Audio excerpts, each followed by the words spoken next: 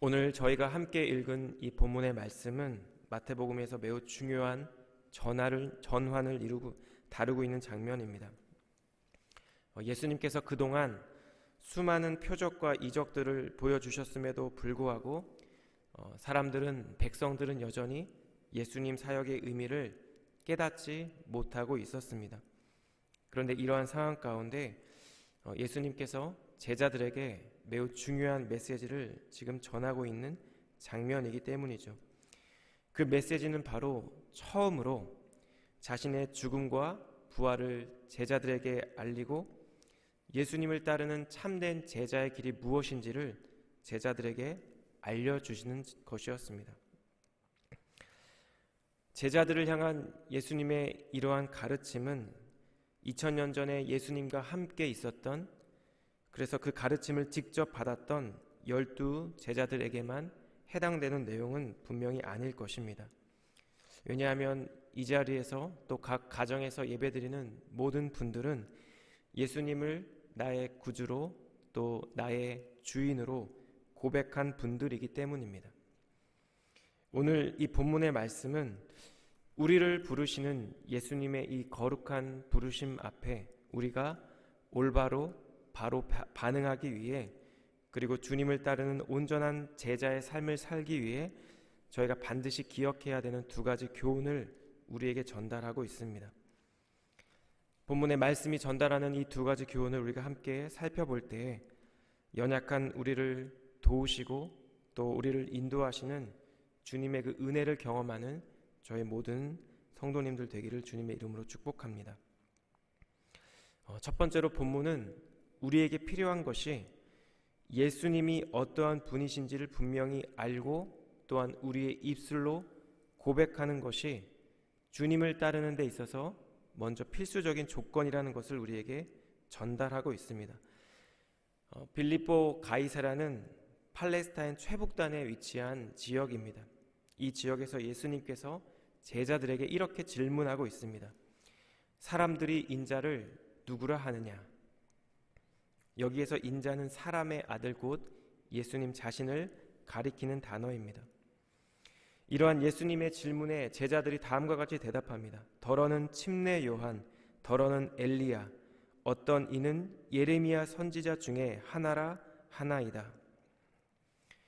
제자들이 지금 언급한 이 선지자들은 공통적으로 메시아께서 오실 길을 예비하는 자로 성경에 혹은 유대 전승에 소개되고 있는 선지자라는 것입니다. 사람들은 여전히 예수님을 메시아가 아니라, 하나님의 아들이 아니라 그 메시아가 오실 길을 예비하는 선지자들 정도로 인식하고 있다는 것입니다. 그런데 예수님께서 제자들에게 사람들이 나를 누구라 하느냐고 이렇게 물어는 보셨지만, 사실 본문을 읽어보면 예수님께서 진짜로 궁금하셨던 것은 사람들이 자기를 어떻게 생각하느냐가 아니라는 뉘앙스를 저에게 전달합니다. 왜냐하면 사람들이 자기를 어떻게 생각하는지에 대한 제자들의 대답을 들으시고 어떠한 대꾸나 어떠한 피드백도 하지 않으시고 바로 이어서 이렇게 질문하시는 것입니다. 너희는 나를 누구라 하느냐? 이 본문 15절의 헬라어 원문에 보시면 네라는 접속어가 있습니다. 이 접속어의 의미를 조금 더 살려서 번역하면 그렇다면 너희는 나를 누구라 하느냐? 예수님께서 이렇게 제자들에게 묻고 있는 것입니다. 나를 따라오너라, 내가 너희로 사람을 낚는 어부가 되게 하리라고 하시며, 제자들을 부르신 예수님께서는 그동안 이들에게 자신이 하나님의 아들이 되신다는 것을 증거하는 많은 이적들을 보여주셨고 하나님 나라의 복음, 천국 복음을 함께 선포해 오셨습니다. 그리고 이제 때가 되어서, 주님의 때가 되어 제자들에게 너희는 나를 누구라 하느냐 이렇게 묻고 계신 것입니다. 주는 그리스도시요 살아계신 하나님의 아들이시니이다. 베드로의 이 위대한 신앙 고백은 예수님의 참된 정체성, 곧 예수님께서 그리스도 되신다는 것을 고백한 제자들의 첫 번째 고백으로 성경에 기록되어 있습니다. 예수님께서는 베드로의 이러한 깨달음이 자연적인 지적 능력에 의한 결과가 아니라 하나님의 계시의 결과라는 것을 분명히 말씀하시며 그에게 반석이란 뜻의 베드로라는 이름을 지어 주십니다. 우리 17절과 18절 말씀을 함께 읽었으면 좋겠는데 함께 읽겠습니다. 시작. 예수께서 대답하여 이르시되 바요나 시모나 내가 복이 있도다. 이를 내게 알게 한 이는 혈육이 아니요 하늘에 계신 내 아버지시니라. 또 내가 내게 이르노니 너는 베드로라. 내가 이 반석 위에 내 교회를 세우리니 음부의 권세가 이기지 못하리라. 예수님께서는 내 교회, 주님의 교회를 이 반석 위에 세우시겠다고 말씀하셨습니다. 이 반석은 베드로 자체보다는 예수님을 하나님의 아들로 고백한 이 신앙 고백을 가리키는 단어가 될 것입니다. 왜냐하면 베드로와 같이 예수님은 그리스도시고 예수님은 하나님의 아들이십니다라는 신앙 고백을 한 사람들의 공동체가 바로 교회이기 때문입니다. 그런데 이 신앙 고백과 관련해서 제가 종종 번민에 빠지게 되는 그런 경우들이 있습니다. 바로 예수님을 믿지는 않지만 마음이 너무나 선하고 착한 사람들을 만날 때입니다. 저분이 예수님 만나면 너무 좋겠는데, 저분이 하나님만 믿으면 너무 좋겠는데 라고 생각되는 사람들을 우리는 종종 만나게 됩니다. 제가 직장 생활을 할 때 저로 하여금 큰 번민에 빠지게 하는 경우들이 있었는데요. 자신을 그리스도인이라고 얘기하면서 그리스도인의 모습을 찾을 수 없는 한 분과 교회에 출석하지는 않고 예수님을 만나진 않았지만 오히려 더 선하고 착한 사람들을 동시에 만날 때입니다. 세상에서 법 없이도 살 수 있을 것만 같은 착하고 선한 사람들을 만날 때 이처럼 저는 여러 생각과 번민에 빠지게 됩니다. 주님을 믿는다고 고백하는 것은 어떤 것일까? 주님을 따른다는 것은 어떤 것인지 저는 다시 한번 생각해 보게 됩니다. 그런데 우리가 함께 살펴본 이 본문의 말씀은 우리를 그리스도인으로 그리고 주님을 따르는 자로 구별하는 첫 번째 조건이 바로 우리의 신앙 고백에 있다는 것을 분명히 전달하고 있습니다. 베드로는 성경에 기록된 이 위대한 신앙 고백을 처음으로 한 인물이었지만 그 이후에도 여전히 예수님이 어떤 분인지 잘 이해하지 못하는 모습을 보일 뿐만 아니라 나중에는 3번이나 예수님을 부인하고 맙니다. 예수님께서 베드로의 이러한 모습을 모르셨을까요? 주님은 다 알고 계셨지만 베드로의 이 신앙 고백을 기쁘게 받으시고 이 고백 위에 내 교회, 주님의 교회를 세우시겠다고 말씀하시며 음부의 권세가 이를 이기지 못할 것이라고 지금 선언하고 계신 것입니다. 주님이 세우신 교회는 이처럼 이러한 신앙 고백 위에 세워졌으며 따라서 교회는 이 신앙 고백이 우리가 만날 때마다 예배를 드릴 때마다 선포되어져야 하는 곳입니다. 주님은 그리스도이십니다. 주님은 하나님의 아들이십니다. 주님과의 개인적이고 인격적인 만남과 교제 가운데 이루어지는 우리의 이 신앙 고백을 통해 하나님께서 당신의 교회를, 특별히 저희가 몸을 이루고 있는 사랑하는 우리 한우리 교회를 더욱더 든든하게 세워가실 것입니다. 두 번째로 본문의 말씀이 전달하는 교훈은 이렇게 예수님께서 하나님의 아들이라는 이 사실을, 이 고백을 한 모든 사람들은 예수님의 제자로 부름 받았다는 사실을 저희에게 전달합니다. 예수님께서 장로와 대제사장들과 서기관들에게 많은 고난을 받고 죽임을 당한 후에 제3일째 되는 날 살아나신다는 것을 처음으로 예고하는 것이 오늘 본문의 말씀입니다. 그런데 이에 대한 베드로의 반응은 그가 앞서 했던 위대한 신앙 고백이 무색할 정도로 아직은 그 의미를 깨닫지 못하고 있다는 사실을 우리에게 분명하게 보여주고 있습니다. 22절인데요. 베드로가 예수를 붙들고 항변하여 이르되 주여 그리 마옵소서 이 일이 결코 주께 미치지 아니하리이다. 이 항변하다라는 동사는 우리가 여러 번 성도님께서 들으셨겠지만 꾸짖다라는 의미를 갖고 있는 동사입니다. 베드로는 지금 예수님을 주라고 부르면서 그 주님을 꾸짖고 있는 것입니다. 곧 십자가에 죽으시고 다시 부활하신다는 이 예수님의 말씀에 지금 베드로는 아주 격렬하게 반대하고 있는 것입니다. 예수님과 항상 함께 지내며 예수님의 수제자를 자처했던 베드로조차 그 당시 대부분의 유대인들이 갖고 있었던 정치적인 메시아관으로부터 자유롭지 못한 모습을 보여주고 있는 것입니다. 예수님께서 가려고 하시는 그 십자가 길을 반대하는 베드로는 예수님께 사탄아 내 뒤로 물러가라는 호된 책망을 듣게 됩니다.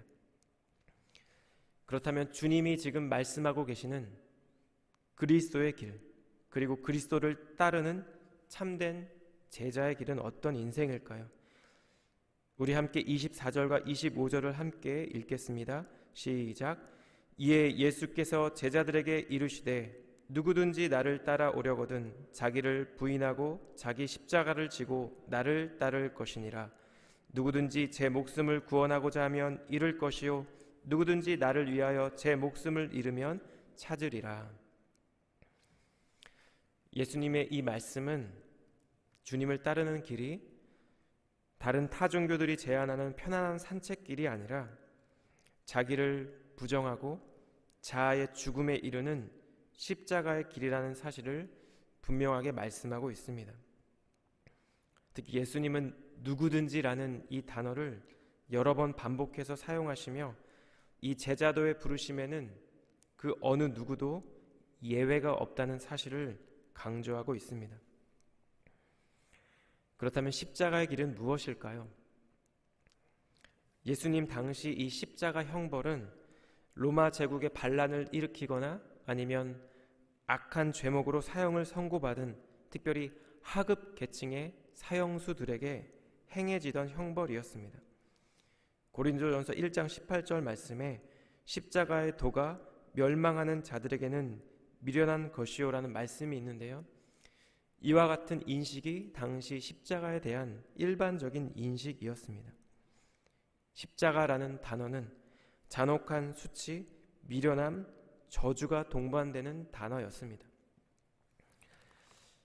당시 로마인들이 팔레스타인 지역에 자주 세웠던 이 십자가를 유대인들이 볼 때마다 이 십자가는 그들에게 비참함과 저주의 상징으로 다가왔을 것입니다. 그리고 율법에 의하면 신명기 21장 23절 말씀처럼 나무에 달린 자마다 저주받은 자로 간주되었기 때문에 이 십자가라는 단어는 사람들에게 있어서, 특별히 유대인들에게 있어서 저주의 상징과도 같았습니다. 그런데 예수님께서는 오늘 본문 말씀에서 하나님의 아들이신 예수님을 따르는 길이 바로 그 십자가의 길이라고 우리에게 이야기하고 있습니다. 수치와 저주와 비참한 죽음을 상징하는 십자가를 지고 주님을 따르는 것이 바로 제자의 길이라고 말씀하고 계신 것입니다. 그런데 우리는 여기서 굉장히 놀라운 역설을 하나 발견하게 되는데요. 이 십자가의 길이야말로 자기의 목숨을 구원하는 길이라고 예수님께서 말씀하고 있기 때문입니다. 25절과 26절 말씀인데요. 누구든지 제 목숨을 구원하고자 하면 잃을 것이요 누구든지 나를 위하여 제 목숨을 잃으면 찾으리라. 사람이 만일 온 천하를 얻고도 제 목숨을 잃으면 무엇이 유익하리요? 사람이 무엇을 주고 제 목숨과 바꾸겠느냐? 자기를 부인하고 자기 십자가를 지고 예수님 따르는 길이 오히려 이 세상에서 가장 존귀한 자기의 생명을 보존하는 길이라는 것입니다. 왜냐하면 본문 27절 말씀과 같이 예수님께서 아버지의 영광으로 그 천사들과 함께 오실 그때 자기를 부인하고 자기 십자가를 지고 예수님을 따르는지의 여부에 따라 사람들은 심판을, 책망을 받게 될 것이기 때문입니다. 우리가 그리스도인이라고 할 때 그 그리스도인이란 그리스도를 따르는 사람을 의미할 것입니다. 그렇다면 이 그리스도인의 삶을 우리가 한마디로 요약한다면 예수님처럼 살고 또한 예수님처럼 죽는 삶이 아닐까 생각됩니다. 제가 설교를 준비하면서 소원이라는 찬양의 한 소절이 떠올랐습니다. 내가 노래하듯이 또 내가 얘기하듯이 살길 난 그렇게 죽기 원하네. 삶의 한 절이라도 그분을 닮기 원하네. 사랑 그 좁은 길로 가기 원하네. 그 깊은 길로 가기 원하네. 그 높은 길로 가기 원하네. 오늘 우리가 함께 살펴본 이 본문의 말씀은 예수님을 따르는 자들로 부름받은 저희 모두에게 있어서 매일매일 그리고 순간마다 기억되고 고백되어야 하는 것은 바로 예수님이 누구인지에 대한, 예수님이 내 개인적인 나에게 어떠한 분이신지에 대한 우리의 마음과 입술의 고백이라는 것을 우리에게 전달하고 있습니다. 예수님을 통해 새로운 생명을 살아가고 있는 저희 모두에게 예수님은 그리스도이시고 예수님은 하나님의 아들이시며 예수님은 나의 왕이시고 예수님은 나의 주인이십니다. 이러한 고백이 매일매일 우리의 삶 가운데 풍성하게 선포되고 고백되어지길 예수님 이름으로 축복합니다. 그리고 이러한 신앙 고백을 하는 모든 자들을 제자의 길로, 십자가의 길로, 그리고 생명의 길로 부르시는 이 예수님의 부르심 가운데 담대함으로 또한 감사함으로 그 길을 주님과 함께 그리고 주님을 따라 걸어가는 우리 사랑하는 하늘의 교회 모든 성도님들의 삶이 되기를 우리 주님 이름으로 간절히 축복합니다. 기도하겠습니다.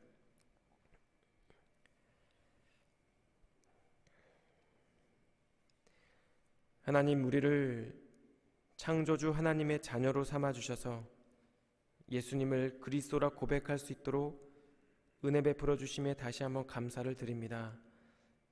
하나님, 우리의 이 고백이 우리의 육신으로부터 우리의 생각으로부터 나온 것이 아니라 우리 안에 선한 일을 시작하신 하나님의 한없는 은혜로 말미암은 것임을 기억하며 이 시간 다시 한번 주님께 감사를 드리기를 원합니다. 하지만 주님, 때때로 우리의 믿음이 이러한 고백에만 머물러 있었음을 고백합니다. 하나님, 제자의 길로, 십자가의 길로 우리를 부르시는 주님의 그 부르심 앞에 두려움으로 때로는 주저함으로 나아가지 못했던 우리의 연약함을 하나님 긍휼히 여겨 주시옵소서. 오직 성령의 능력으로, 말씀의 능력으로 참된 제자의 길을 걸어가는 저희의 삶이 될 수 있도록 하나님 은혜 베풀어 주시옵소서. 우리를 위해 그 참혹한 십자가의 길을 걸어가신 예수님을 기억하며 그 주님을 따라 걸어가는 저희들의 제자의 삶이 될 수 있도록 하나님 저희와 함께하여 주시옵소서. 우리를 그렇게 참된 제자의 삶으로 부르신 주님께 다시 한번 감사를 드리며 예수님의 존귀하신 이름으로 기도드렸습니다. 아멘.